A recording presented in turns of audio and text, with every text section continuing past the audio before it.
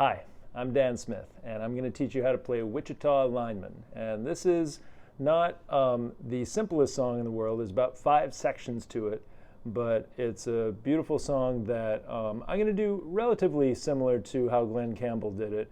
It's written by Jimmy Webb way back when, I want to say in the late 60s, maybe early 70s. And I'm going to play through one cycle of the whole chord progression, and then we'll break it down piece by piece. So it starts like this. I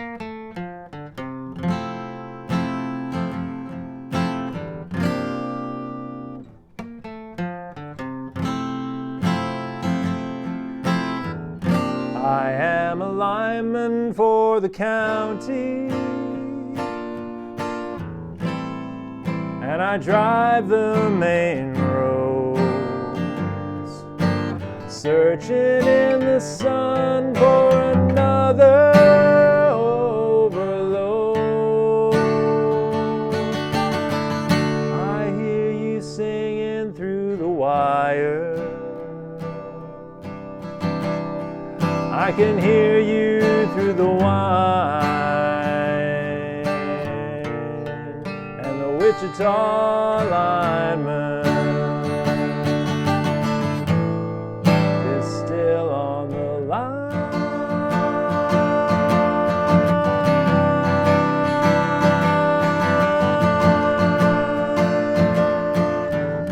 I know I need a small vacation. Then it goes on and basically repeats itself from there. So, quite a few sections in this song, and it's got some really interesting twists and turns to it.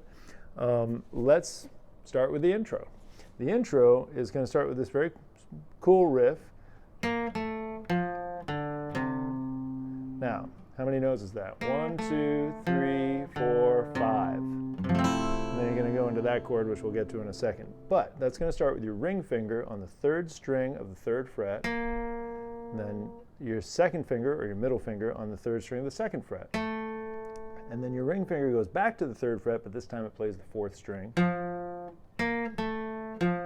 Then you play the 4th string open. Then you play the 5th string on the 3rd fret with your ring finger, because you want to set yourself up for an F major 7th chord with a C bass note.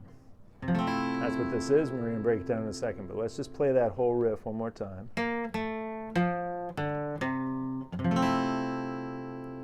So, this chord is your index finger on the 2nd string of the 1st fret, your middle finger on the 3rd string of the 2nd fret, your ring finger goes on the 5th string of the 3rd fret, and your pinky goes on the 4th string of the 3rd fret, and you just play the bottom 5 strings for this, because you want to make sure your high E string is open, but you don't play your 6th string. So that means that, as you've probably seen me say in other videos, your ring finger has 2 jobs. One is to hold down the 5th string on the 3rd fret, the other is to mute your 6th string. So anyway, that's F major 7th, or one way to play F major 7th. And then you're going to go to this chord, which I'm not even sure what this chord is called. It's like a G minor 7th with a C bass maybe, but basically what you're doing is you're taking your index finger and you're holding down the bottom 5 strings on the 3rd fret, which can be a challenge, especially if you're not super familiar with bar chords, but this is just a pure bar, nothing else. So to put that whole intro together,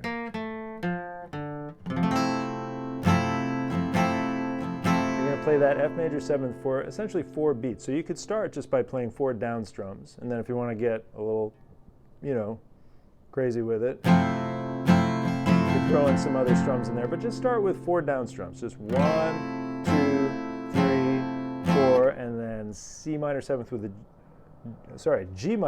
with a C bass. And you're going to do that whole sequence twice, and that's the intro. So,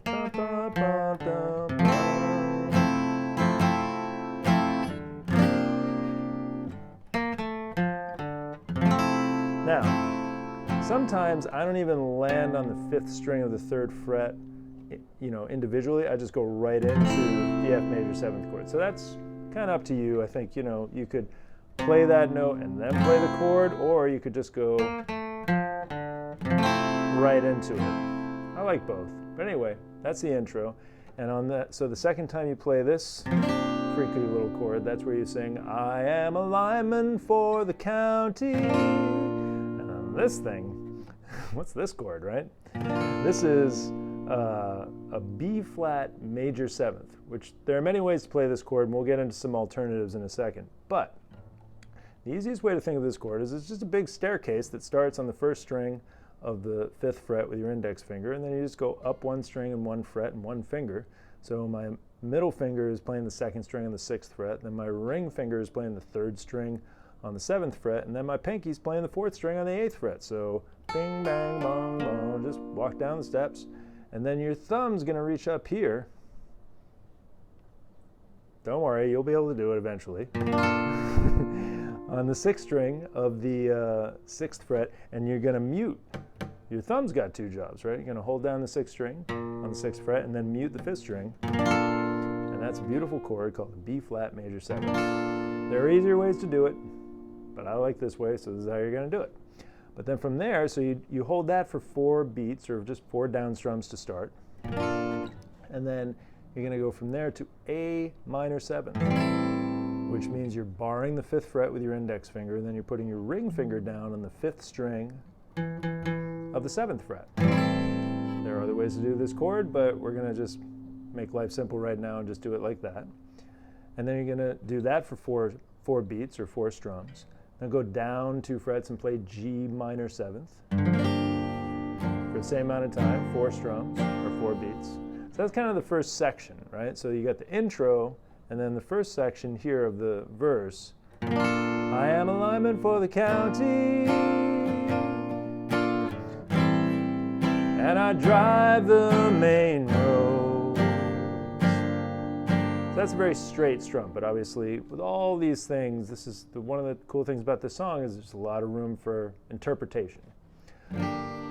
But then the next section starts on a D minor, for 2 beats, and I just do a bass note and down strum, but sometimes you could also do like a little extra arpeggiated note there. So 4-3 strum, and then you're going to go from there to A minor 7th, which is D minor, if you're not familiar, is your index finger on the 1st string of the 1st fret, your ring finger on the 3rd string of the 2nd fret, and your middle finger on the 3rd string of the 2nd fret, and your ring finger on the 2nd string of the 3rd fret. That's D minor. And then A minor 7th, I'm going to assume you know how to do that. It's basically an A minor without your ring finger. You're going to do that for 2 beats as well, so a bass note and down strum.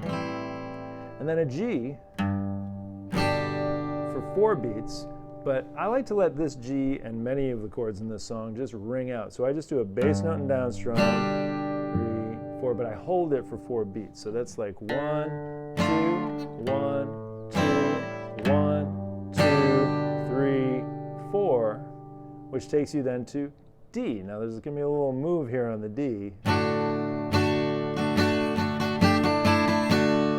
So that, you're going to hold for a total of 4 beats, but there's a little suspended chord move here where you play D 4 times, but then you do a little quick series of strums where you put your pinky down on the 1st string of the 3rd fret, then you take it off. Then you take off your middle finger, that's a D suspended 2nd, and then you put your middle finger back down. So, dun, dun, dun, dun, dun, dun, dun, dun. So you end up back on a D. That first chord right there when you put your pinky down is a D suspended 4th. So that's its own little section there. So to review, you've got D minor, A minor 7th, G, 2, 3, 4, and then D, D, D. And then, so that's kind of like a punctuation mark for that section, which is kind of one of the cool things about this song is there's a lot of little punctuation marks. From there, you're going to keep your ring finger right where it is because you won't need to move it to go to the next chord, which is a C add 9. Which is the bottom 5 strings, your index finger's on the 4th string of the 2nd fret, your middle finger's on the 5th string of the 3rd fret. And you're going to play it for 4 strums, 1, 2, 3, 4, actually 5, 6, 7, 8, right? 8 strums, and then you're going to go to G, do that for 4 strums. 1, 2, 3, 4. But here's where it gets a little strange. You're going to take off your middle finger and drop your index finger down one fret to the 5th string on the 1st fret. Your ring finger and pinky stay right where they are, right? Because I was doing a 4-finger G like that. This is a G with a B flat bass. Some people like to think of it more as like a G minor, but I prefer to think of it this way. So you've done G for 1, 2, 3, 4, and then G with a B flat bass for 4.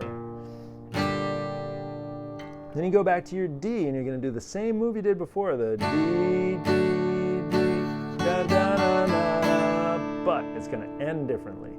Keep your ring finger down on the 2nd string of the 3rd fret, but then take your index finger and bring it up 1 string to the 4th string on the 2nd fret, and you're going to play the bottom 5 strings. That is an A suspended 7th. Like I said, there's some freaky chords in this song. So that whole last little move there, dun, dun, dun, dun, dun, takes you up to the still on the line part, as I like to call it, is still on the line. Now, this chord is actually the same chord as this one that we did up here. So this is a B flat major 7th, but it's a different voicing, see? You didn't think I was telling the truth when I said that we were going to learn other ways to do it, but we're totally doing it, right? So you didn't believe me, but it's actually true. So this is a B flat major 7th, which is meaning you're going to bar the 1st fret with your index finger. Your middle finger holds down the 3rd string on the 2nd fret. Your ring finger goes on the 5th string of the 3rd fret, and your pinky goes on the 2nd string of the 3rd fret. And play the bottom 5 strings. Then from there, you go back to C add 9. This is the still on the line part. We're going to talk about the timing in a minute, but then you go back to B flat major 7th one more time. And then you go back to this chord, which is yet another punctuation mark that takes you into the next verse. So that timing for all that, after you've done, right, the A suspended 7th, you go to B flat major 7th for essentially 4 beats. 1, 2, 3, 4, and then C add 9 for 4 beats. 3, 4, and then back to B flat major 7th for 4. And then G minor 7 with a C bass for 4 beats, and then you start over.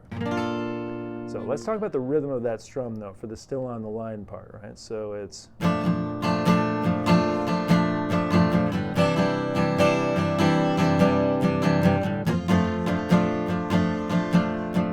So that's kind of tricky strumming, right? So it's down, up, down, up, down, up, down, up, down, up, down, up, down, up, down, up. I just laid out the downs and the ups and everything, but the reality is I'm doing a lot of what I like to call phantom strums in here, right? Meaning strums that where my hand is moving, but I'm not necessarily hitting the string. So what's underneath it all is that. But that's not a very groovy strum for this part, right? Sounds better if it's right? It has a little bit more of a groove and a swing to it. It's much more wistful and Wichita Lineman-y. And so, but you still have to kind of feel that constant kind of strum underneath it.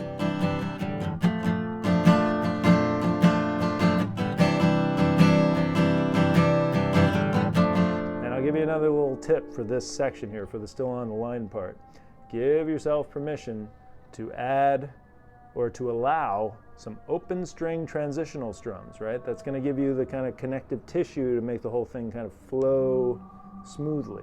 So what does that mean? That means when I go from B flat major 7th to C add 9, my right hand never stops, and there's going to be some open string strums in there, but you won't really notice them if you're doing the whole thing, you know, up to speed. So it'll sound like this. I'll slow it down so you can really hear it.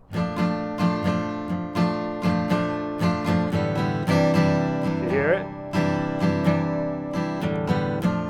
Right. So I slowed that down, and as long as you kind of like keep the cohesiveness of and the flow of the groove you're doing, it will blend right in. So I'm emphasizing this because very often my students have a tendency to not give themselves permission to just keep strumming even though they haven't quite made it to the chord yet. You give yourself that permission. Okay, so there's a lot of sections here. The main thing that I would encourage you to keep in mind with this song is to leave some empty space. That's one of the cool things about this song, but what that means, in practical terms, it means letting a chord ring out. You know, like a G or the A suspended seventh. And you've got to carry that through with your voice, and more importantly, the beat, right? You got to feel that beat underneath it all, because this is one of the most important things that I will say about strumming, and I'm going to keep saying it. Your strum does not create the beat. So what does that mean? That means if you stop strumming, the song keeps going. It really does. I say this because a lot of my students just keep strumming for fear of having some empty space there where the beat, they have to let the beat do the work for them, you know? So let the beat do the work for you. It's a relief. Trust me. Or more importantly, trust yourself. Trust the beat, right? Now, here's a little bonus. How do you end this song? More to the point, how do I end this song? Because there's many different ways to end this song. I like to kind of do more or less what I've seen Glen Campbell do a couple times. It's a very dramatic ending where you get to the end of the, what I guess is really the third verse, because he kind of does an instrumental sequence and then he kind of repeats essentially the second half of the second verse lyrics. But then he kind of drags out this still on the line part, which I think is kind of cool. So I'll show you what I do there. So you get to this punctuation mark of the A suspended seventh, right? Is still on the line.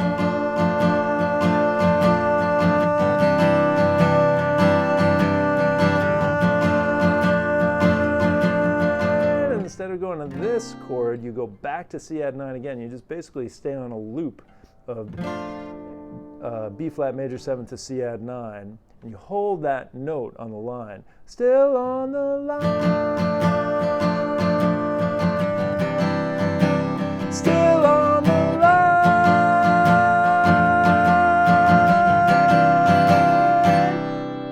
You hold on C add 9, and I'm doing fine.